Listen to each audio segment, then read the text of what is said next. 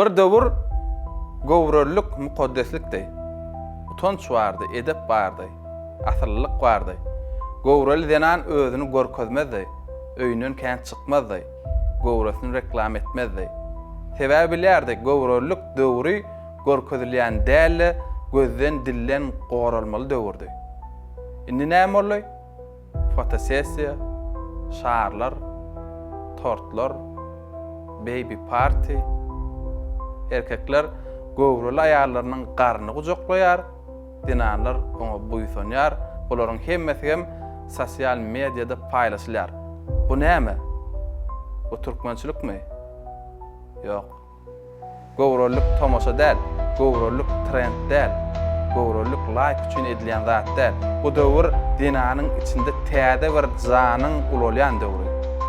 Häzirki wagtda bolsa milliligiň çygyrynan çykyp başga milletleri meňlejek bolar. Öz däwimizi unutup başga halklaryň täsirine düşýär.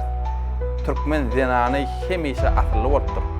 Biz modern durmuşa garşy däl, emma edepsizlige garşy. Sebäbi millilik ýitýän bolsa, utanç ýitýär. Utanç ýitýän bolsa, terbiýe ýitýär. Munyň sebäpkäri elbetde erkeklerdir. Dinanlaryň isleglerinde belli bir çäk ýok. Erkek adam gerek ýerinde dinanlaryň dogry bolmadyk isleglerini çäklendirmek başarmaly.